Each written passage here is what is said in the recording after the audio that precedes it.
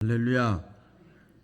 성경에 보면 예수님 당시에 이런 사건이 하나 있었어요. 유대인들이 막 씩씩거리면서 어떤 여자를 머리 길게 하고 이쁘장한 여자를 막 질질질 끌고 왔어요. 끌고 와가지고 예수님 앞에 데리고 왔어요. 데리고 와가지고 뭐라 그러는가 하면, 예수님, 당신은 구약의 모든 말씀을 다 잘 지키라고 했지요. 자, 구약의 율법에 보니까 현장에서 간음하다가, 참 대낮에 간음짓을 해. 요새는 그 우습지도 않아요. 그렇죠? 현장에서 간음하다가 걸린 여자를 우리가 붙잡아 왔습니다. 그러면서 이 사람들이 뭐라 그런가 하면, 죄졌잖아요. 잘못했잖아요. 그러니까 이 구약의 율법에 분명히 그랬습니다. 율법에 간음하다가 걸린 여자는 돌로 쳐 죽이라고 했는데 어떻게 할까요? 그런 사건이 하나 있잖아요. 그때 예수님이 너희 중에 죄 없는 자가 먼저 돌로 치라 그랬어요. 자, 그래서 이 유대인들은 율법을 믿는 사람들이거든요. 그래서 율법의 잣대로 갖다 대면 우리가 전부 간음한 여인들이에요. 의로운 척하면 안 돼요.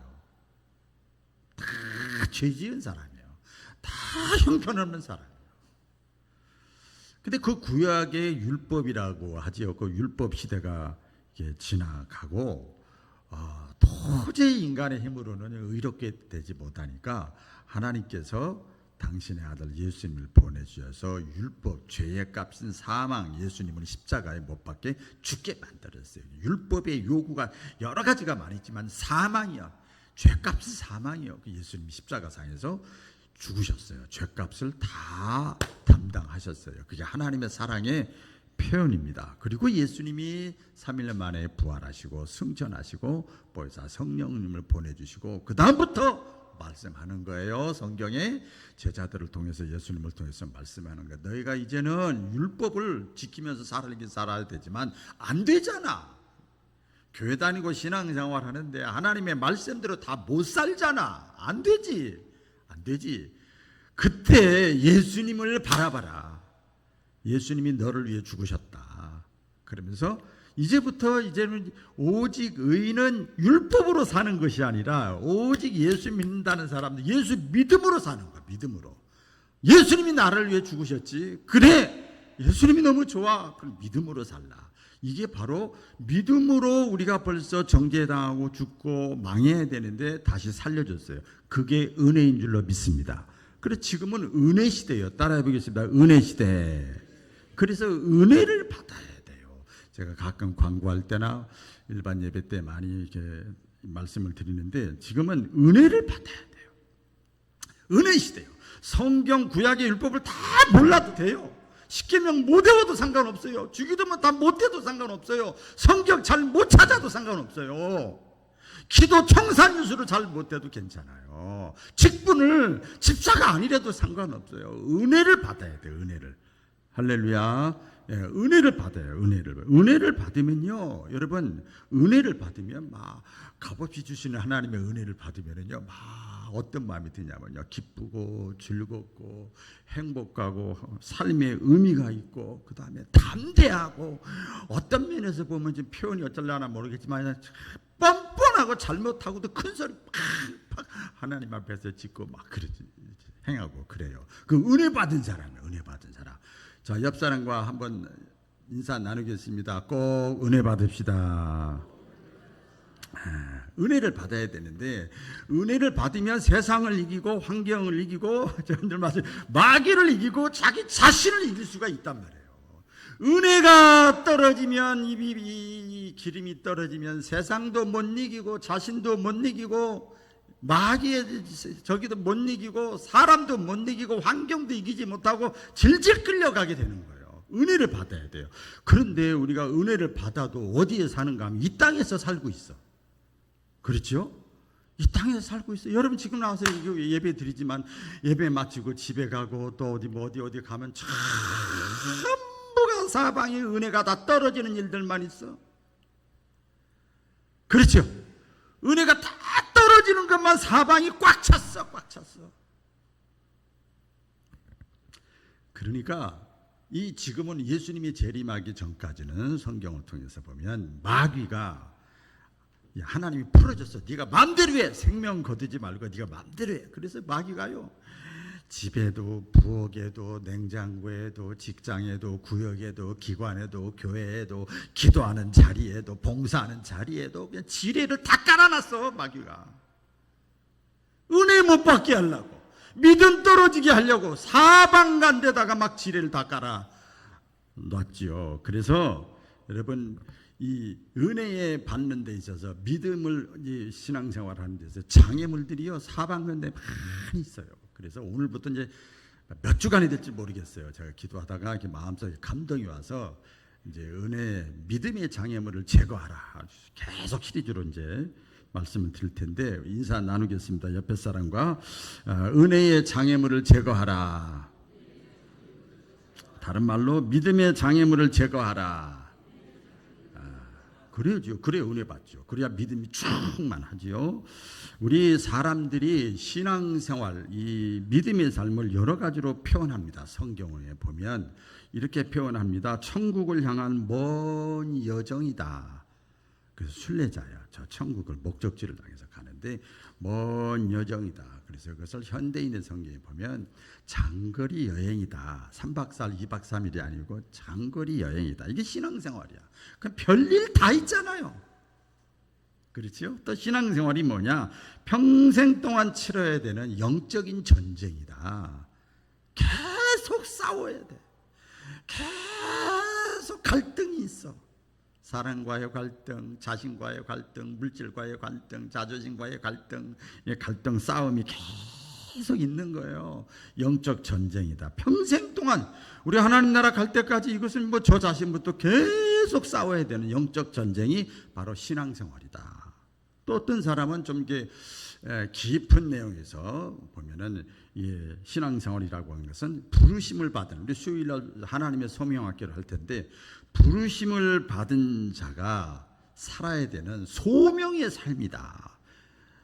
박우남 불렀을 때는, 선생님이 불렀을 때는, 교수님이 불렀을 때는 뭐 일 시키려고 부른 거거든요. 심심해서 부른 게 아니거든요. 이게 콜링이에요. 집사로, 장로로, 권사로, 신자로, 목사로 불러주는 거예요. 때가 되니까 30대, 50대 때, 60대 때 딱 때가 되니까 불러주는 거예요. 바쁠 때는 안 나오다가 기다렸다가 남편 믿게 하고 아내 믿게 하고 어머니 믿게 하고 기다렸다가 때가 되면 딱 똑똑똑 이렇게 불러주는 거예요. 이게 그래가지고 이 부르심을 받은 자가 어떻게 살아야 되는가. 그래서 이거 좀 차원이 높은 거죠. 신앙생활이라는 것은 사명자의 삶이요.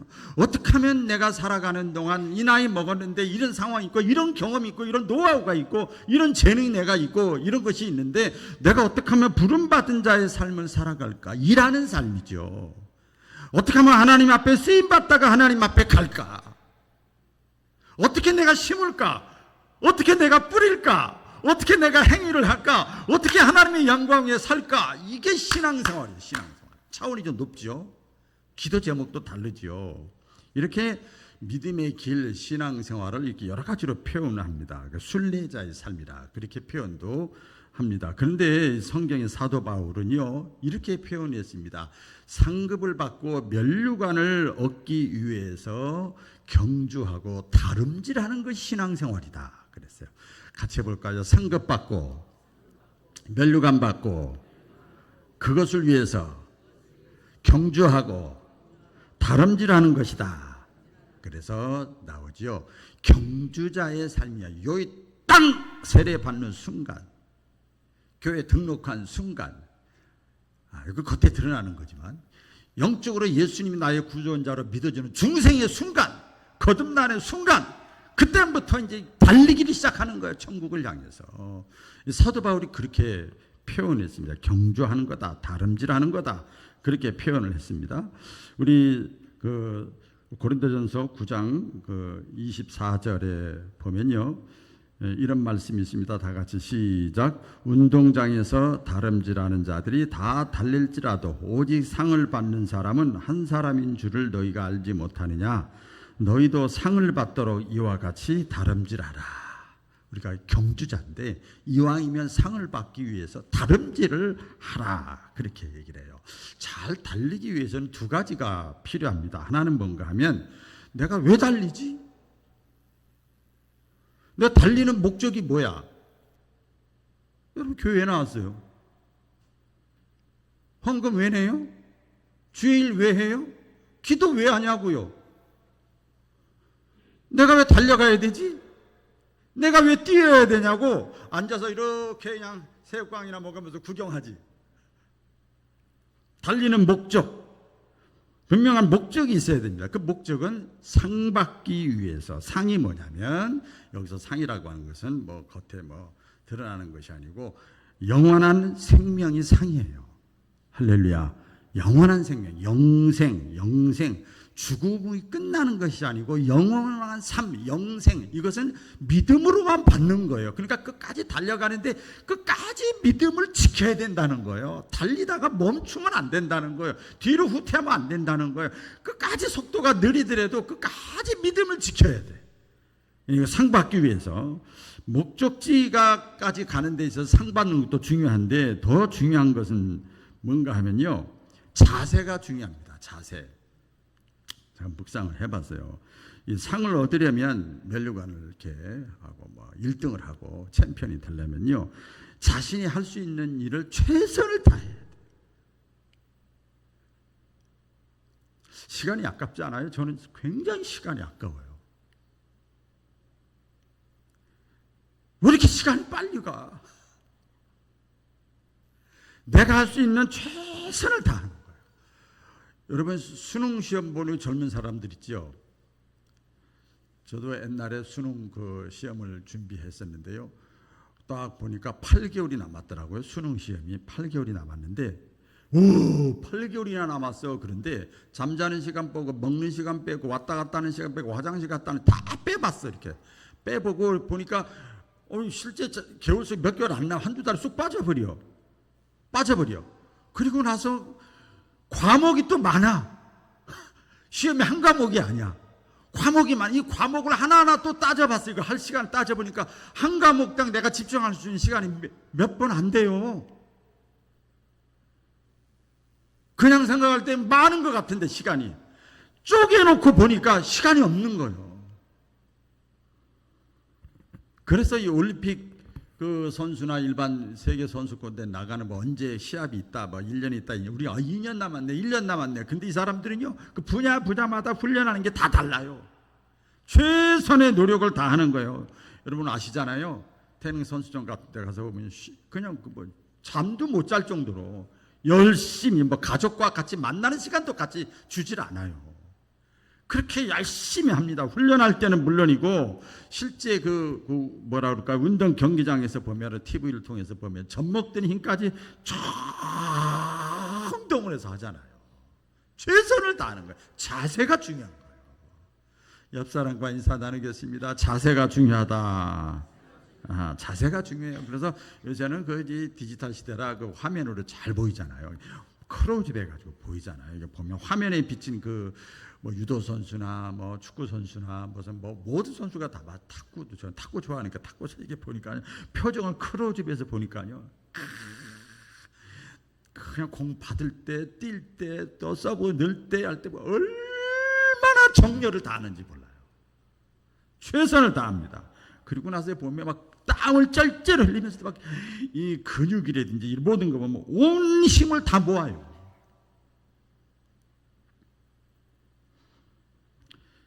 어떻게 보면 세월이 지나면 시간이 지나가면 뭐 70 넘고 80 되면요 박사학위도 필요 없고 사회적인 명예 지위도 다 필요 없대요. 세월이 지나가면 다 뭐 패도 필요 없고 메달도 필요 없고 다 그렇대요. 시간이 지나가면 큰 의미가 없는 이런 메달을 따기 위해서도 그러는데 가만히 생각해보세요. 영원히 썩지 않을 상급. 할렐루야. 영원히 썩지 않을 상급 면류관을 위해서 우리는 달려가는 사람인데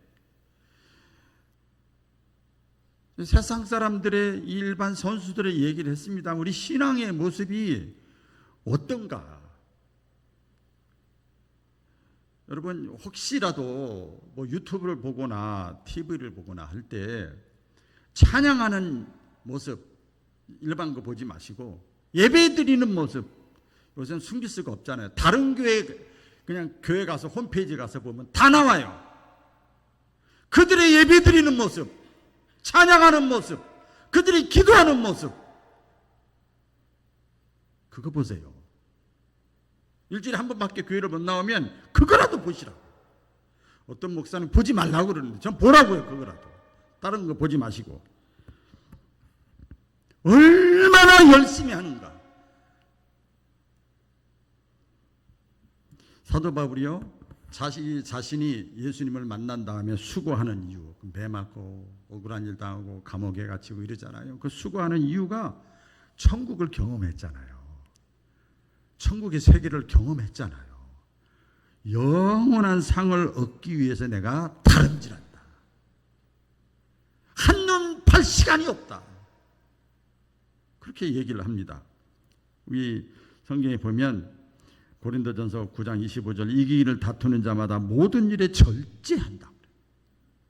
내가 하고 싶은 거 다 하면서 안 되는 거야. 모든 일에 절제하고, 그들은 썩을 승리의 면류관을 얻고자 하되, 일반 사람들은 그렇지만 우리 신자들은 썩지 아니할 면류관 상급을 얻고자 합니다. 그러면서 사도 바울은요, 매를 맞아도 얻어 터져가지고 질질 끌려가도 억울한 일 당해도 모함을 당해도 죄수의 몸이 돼도 거기에 대해서 한 번도 불평불만한 적이 없어요. 그럴 시간이 없어.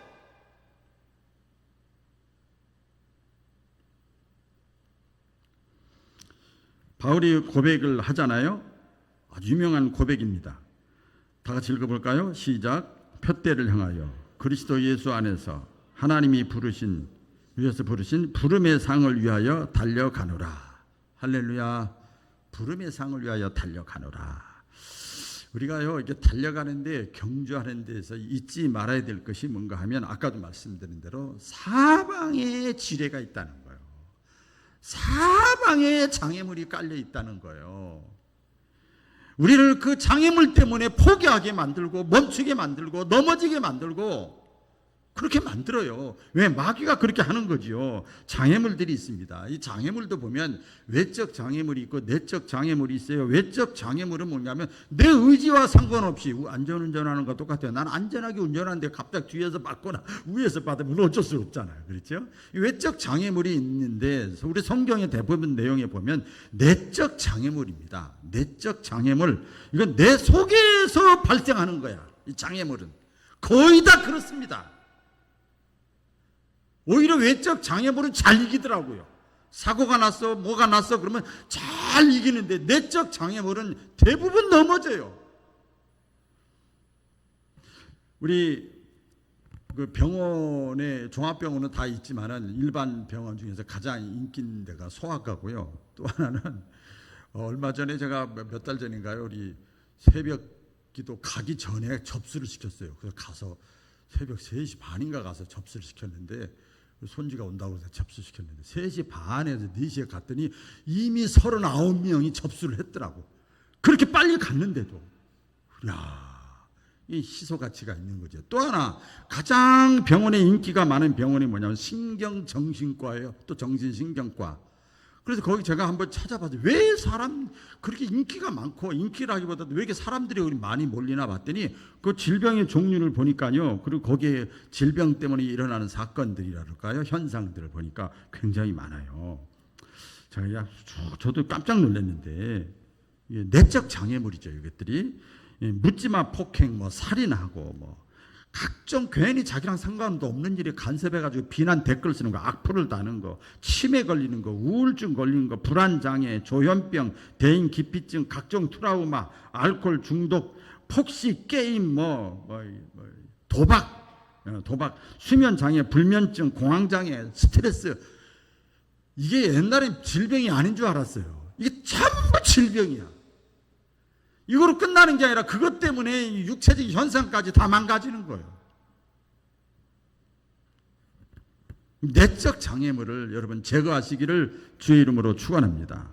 장애물을 조심해야 되는데 우리가 그렇잖아요. 다름질한다고 그랬잖아요. 최선을 다해서 막 열심히 그래 우리 주님이 또 성경에 하나님 말씀이 성령께서 또 목사님이 또 다른 사람 보니까 도전 받아서 열심히 달려가다가 툭 넘어지는 거예요. 넘어져 가지고 넘어져 쓰러져 버리면 그동안 자기가 노력하고 정성을 들이고 땀 흘렸던 것들이 다 허사로 돌아가는 거예요. 막 달리는데 넘어져 버렸어. 억울하지요. 억울하잖아요. 믿음의 경주도 마찬가지입니다. 이게 보면 믿음의 경주도 똑같아요. 내가 해야 할 일을 잘하고 하지 말아야 될 것은 안 해. 이걸 뭐라 그러냐면 기본이다. 그래요. 기본. 학교 가자, 어린이집 가자, 기본이야. 주일 예배 드리자, 기본이야, 기본. 할 것은 하고 하지 말 것은 안 하고. 이것도 못하는 사람 굉장히 많잖아요. 이게 다 앉아 계시지만 기본입니다. 예배 생활, 기도 생활, 선교, 봉사, 교육, 찬양, 구제하는 거 이거 당연한 거 기본이야, 기본. 여러분 예배도 있잖아요. 주일 낮에는 보통 경건 전통적인 예배 드리고 오후에는 찬양 중심 예배 드리고 수요일 날은 성경 공부 중심 예배 드리고 금요일 날은 기도의 중심의 기도를 하고 다 특성이 있잖아요. 그래야 건강한 거지요. 그렇죠? 근데 그거 기본이야. 기본 잘하는 사람, 못하는 사람도 많지만 기본적인 걸 하는 사람이 있어요. 그런데 그리고 잘 하다가 넘어질 장애물에 걸려서 딱 넘어져 버리는 거예요. 넘어져 버려요. 믿음의 길에서 실패하고 낙심하고 낙오한 사람들이 굉장히 많이 봅니다. 이 장애물에 보면 오늘 예수님이 그 내적 장애물에 대해서 말씀하는데 이제 계속 말씀을 드릴 텐데요. 예수님의 말씀이 첫 번째로 뭔가 하면요. 이겁니다. 남을 비판하지 말라는 거예요. 같이 해보겠습니다. 남을 비판하지 말라. 비판하는 건 속에서 머리에서 마음에서 나오는 거니까 내적 장애물이잖아요. 예수님께서는요, 이 하나님의 심판을 자초하는 매우 심각한 장애물을 비난이라고 그랬어요. 비판이라고 그랬어요. 이스라엘 백성들 잘 보세요. 출애굽해가지고 가나안 땅에 가기 전까지 이 사람들이 뭐 특별한 죄 지은 거 하나도 없어요. 다 비난하고 비판하고 원망하고 이거였어 이거. 다른 사람을 비판하는 것, 다른 사람의 허물을 보고 그것을 드러내고 또 밝히고 비난하고 정죄하는 거예요. 잘 아시잖아요. 여러분 구약 시대에 노아 때가 있잖아요. 노아가 성경에 보니까 한 당대의 의인이래. 오늘날로 말하면 믿음 좋은 사람이래. 당대 의인이니까 믿음 좋은 사람이래. 기도 많이 한대. 11조도 드린대. 아주 교회 생활 열심히 한대. 노아가 그런 사람이야. 그런데 술 취해가지고 하체가 다 벗겨지고 아주 부끄러운 것을 봤어요. 근데 이 자녀들 가운데 이 셈이라는 자녀는 어떻게 했어요? 그것을 얘기를 듣고 쳐다보질 않아. 보면 자기도 은혜가 떨어지니까 아예 안 봐. 그래가지고 뒷걸음질해가지고 덮어줬어요. 근데 함이라고 하는 자식은 어떻게 했습니까? 그것을 떨어지게 쳐다보는 거야. 그리고 여기다 얘기하고 저기다 얘기하고 다 나팔을 불었어요. 비난하고 정죄하고 의인이라는 아버지가 그럴 수가 있어. 이 비판하는 사람의 특징을 보면요, 자기 자신 내적으로 가만히 보면 내 자신에게는 큰 죄와 허물이 없다라고 하는 것이 깔려 있어요. 그리고 다른 사람에게만 잘못이 있다는 거예요. 다른 사람에게만. 이게 어디서 나오는가 하면요, 오리지널 신이에요. 원죄성입니다. 저는 이게 죄송합니다만 제 선주들을 이렇게 보면서 은혜를 많이 받아요. 아니 한 살, 2살, 3살 된 애가 어떻게 다른 사람 때리고 자기는 안 그런 척하고 이러냐고. 나 도대체 이해가 안 가. 누가 가르쳐 주지도 않았는데. 이에 대해서 예수님 뭐라고 말씀합니까? 네가 잘못이 없고 다른 사람 비판하는 거 네가 하는데 그것은 착각이고 너의 어리석음이다. 어리석음이다. 영적 분별력이 없는 마음의 장애물이 이미 자기 마음속에 딱 들어와 있는 거예요. 비판하기 시작하면 이미 마음속에 장애물이 딱 들어와 있는 겁니다. 비판의 그 뿌리는 뭔가 하면 자기는 아까 말씀드린 대로 나는 완전해. 다른 말로 하면 이 야고보서에 나오잖아요. 비판에 대해서. 교만해. 그리고 완고해. 자기는 변하지 않아. 네가 변해라. 네가. 이게 밑바탕이 딱 깔려 있는 거예요. 가만히 보세요, 여러분. 하나님이, 우리 예수님이 저와 여러분을 향해서 율법의 잣대로 다 갖다 대고 죄도 용서하지 않고 비난하고 정죄하고 비판하면 우리는 설 자리가 없어요. 하나님은요, 그럼에도 불구하고 오픈하고 계셔요. 할렐루야. 그럼에도 불구하고 언제 돌아오냐? 그게 하나님의 선하심과 인자하심이 영원히 나를 따르리니, 내가 아무리 곁길로 나가도 아무리 범죄해도 여호와의 인자하심과 선하심이 나를 따르리니, 내가 비록 이렇게 살아도 주의 전을 떠나지 않겠습니다. 그래서 이 내적 장애물을 이렇게 남을 비판하면서 또 하나 우리가 마음속에 이렇게 두어야 되는 건 자신의 허물을 발견하지 못하는 게 문제예요. 자신에게 허물이 있는데 자신의 허물을 돌아볼 기회를 갖지를 못하는 거예요. 다른 사람이 넘어지고 다른 사람이 잘못되는 것은 막 크게 보고 자신의 잘못된 것은 보지 않는 거예요. 저도 이게 목회를 하면서 제가 사실 얼마 전에 책에 대해서도 말씀 나눴는데, 목사가 목회를 할 때 가장 중요한 것, 쓰면서 제가 은혜 받아. 네 수준을 내려놔라. 그래서 제가 그 서술적으로 하나 쓴 것이 있어요. 처음에 전도사 시절에, 인천에서 전도사 시절인데, 지금 하나님 나라 가셨는데, 아니 장로님들이 새벽기도 하나도 안 나오는 거야. 공예배도 잘 안 드리는 거예요. 그래서 제가 옆에 전도사 저 혼자인데 막 속에서 열이 나는 거예요. 그래서 교회 와서는 가장 의로운 척에, 교회 제일 사랑하는 척에. 그래 막 열이 나는 거예요. 막 화가 나는 거예요. 그랬더니 그 한상호 목사님이 딱 불러가지고, 주일날 낮에 불러가지고 웃더라고요. 노인이. 그래서 왜 그래요? 그랬더니 박 전도사, 그분들이 다 목사같이 똑같이, 목사하고 똑같이 모든 예배에 다 참여하고 기도에 다 참여하고 목사같이 똑같이 해봐. 그럼 난 설 자리가 없어. 그러더라고요. 나는 설 자리가 없잖아. 그거 너무 제가 막 젊을 때니까, 30대도 안 됐을 때니까, 너무 그렇게 신경 쓰지 마. 다 때가 되면 하나님이 부르는 거야. 내가 하자고 사는 게 아니야. 지혜로운 사람들은요, 항상 자기 자신을 돌보는 거예요. 여러분, 그리고 나서 자기 자신의 허물을 자기가 스스로 찾아내는 거예요. 이게 지혜로운 사람이에요. 누가 말을 해서가 아니고. 여러분, 3명이 길을 가요. 한 사람은 누가 봐도 괜찮은 사람이야. 본받을 사람이야. 또 한 사람은, 왼쪽에 있는 사람은 누가 봐도 저 사람은 틀린 사람이야. 잘못된 사람이야. 그러면요, 지혜로운 사람은요, 어떤 줄 아세요? 본받을 사람은 내가 본받아야지. 스승을 삼는 거예요. 그리고 깨닫고 자기 자신의 허물을 보는 거예요. 또 본받지 못할 사람은 나도 저러지 말아야지. 얼마나 지혜롭습니까?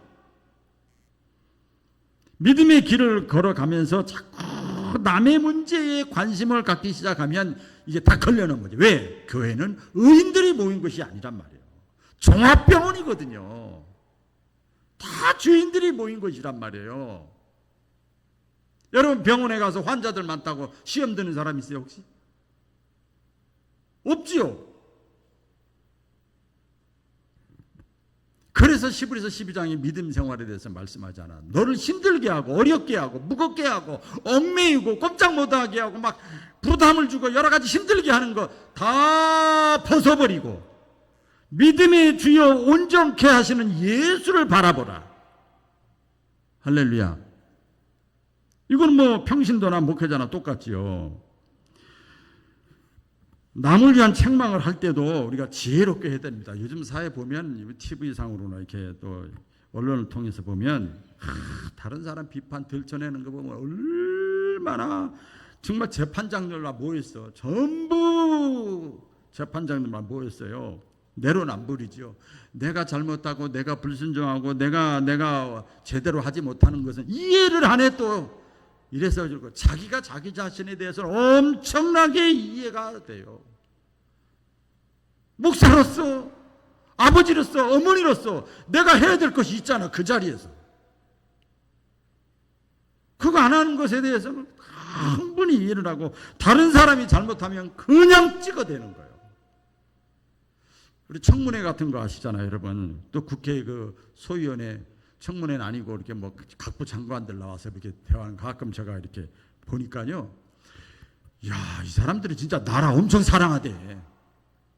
질문하는 국회의원들 보니까 이 사람들은 진짜 상급을 줘야 돼. 엄청나게. 그리고 자기들은 자신이 이만큼도 잘못한 게 없어. 그 조사를 해가지고 가는데 뭐 몇 년 전에 한 것까지 말한 것까지 해가지고 다 끄집어내는데, 그런데 요번에 몇 사람 다 들통났잖아요. 자기들은 더 흠이 많으면서 막 죽이려고 하는 거야. 죽이려고. 예수님은요, 다른 사람의 잘못과 허물에 대해서 그냥 지적하지 말고 뭐 말하지 말고 그런 뜻이 아니고, 그 티가 있으면 그걸 사랑스럽게 빼주라는 거예요. 여러분 자녀들 보면 똥 싸고 뭐 잘못하고 그러면 막 때립니까? 냄새나고 싫지만 사랑스러운 마음으로 빼주고 치워주고 이렇게 하잖아요. 애정을 가지고 책망하는 거예요. 애정을 가지고 사랑하는 마음을 가지고 얘기를 하는 거죠. 우리가 보면 요새 참 그 SNS 시대라 참 우리가 판단하는데 근거가 참, 우리나라는 정치 얘기하는 게 아니고 우리나라 언론이나 TV나 신문이나 요새 또 유튜브나 이거 여러분 거의 이런 말하면 모르게 거의 80% 90%는 거짓말입니다.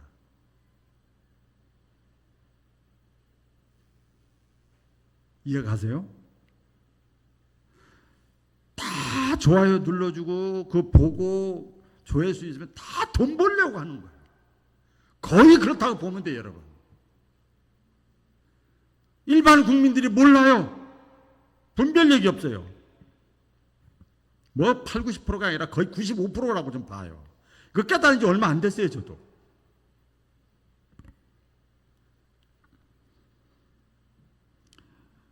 저 사람의 허물이 있으면 그 판단이 정확한 건지 잘못된 정보에 의해서 성급하게 내가 결론을 내린 것이 아닌지 스스로 내가 잘 판단해야지. 그렇지 않으면 자기 스스로 무덤을 파는 거예요. 빠져나오질 못해 스스로. 이게 내적인 장애물이죠. 방송, 유튜브, 미디어, 언론, 신문, 각종 소문, 상술, 이해관계, 정치적 여러분 믿을 게 못 되는 거예요. 성경은 뭐라고 하는지 잠언서에 또 이 서신서에 여러 군데 나오는데요. 보면 그 사람이 잘못했다고 막 그래 비난받을 일이 있어요. 그러면 그 정확해 분명해. 그렇지 체크해도 다 맞아.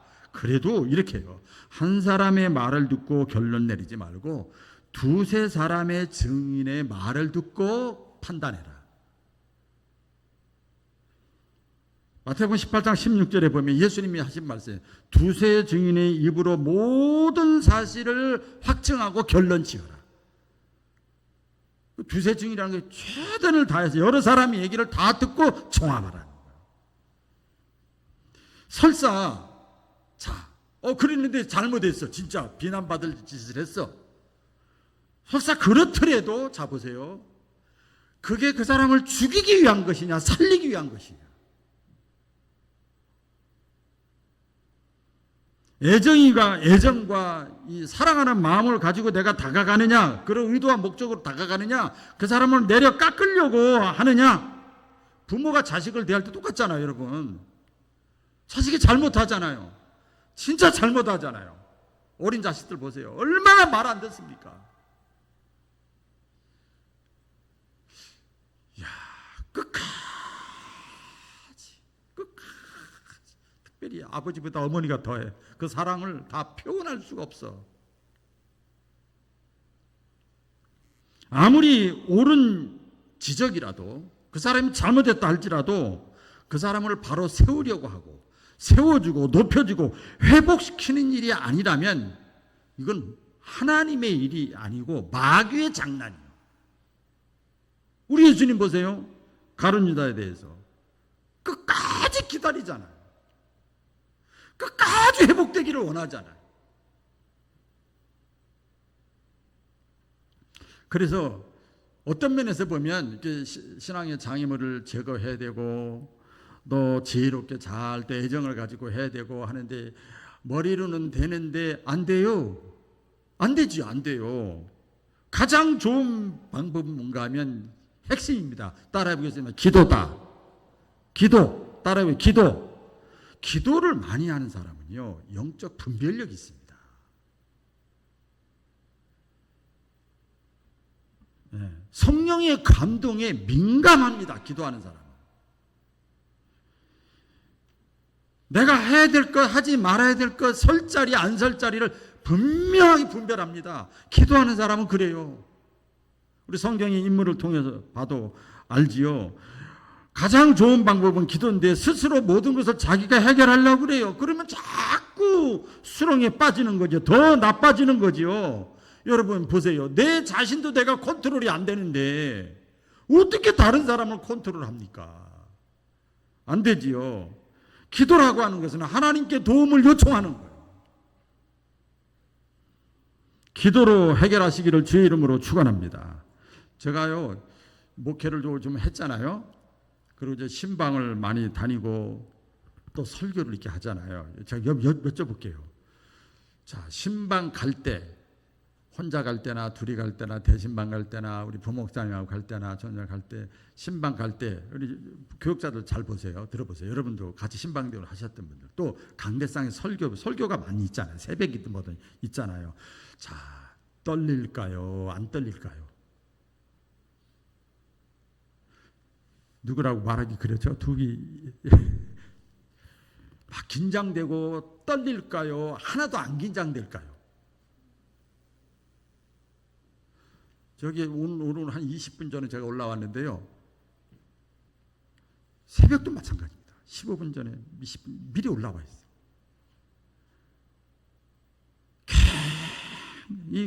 뭐 겁나서 떨린다기보다도 이 말씀이 귀한 말씀인데 이 말씀을 통해서 하나님 저들도 은혜 받았으면 좋겠습니다. 한 사람이라도, 아니 나부터라도 굉장히 떨리고 긴장됩니다.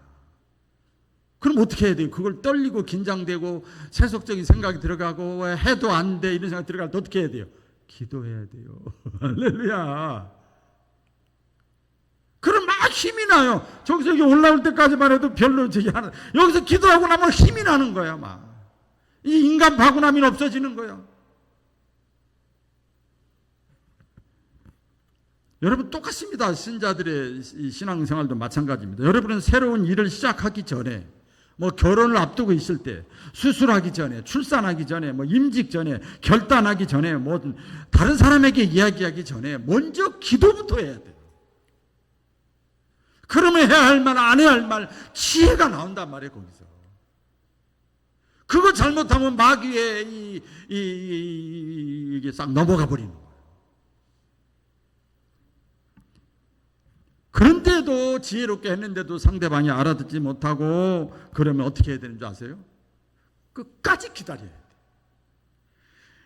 그 다음한테 가서 따지면 안 돼. 절대 안 돼. 가끔 우리 전사님하고 뭔 얘기 하다가 우리 교회도 그렇고 일종의 목사님이 가서 확인해 주세요. 해주세요.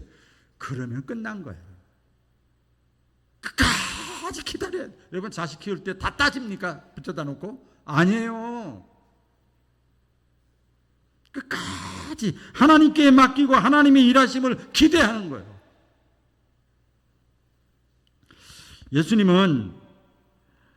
자기 자신이 이 땅에 오신 목적을 분명하게 말씀을 했습니다. 이제 결론인데요.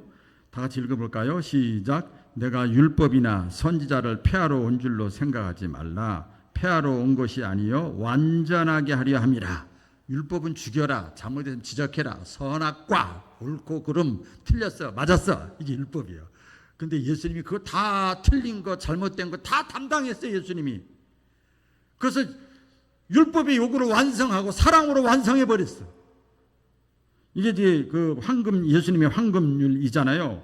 오늘 결론의 내용이 뭡니까? 마태복음 12장 7장 12절 다 같이 시작.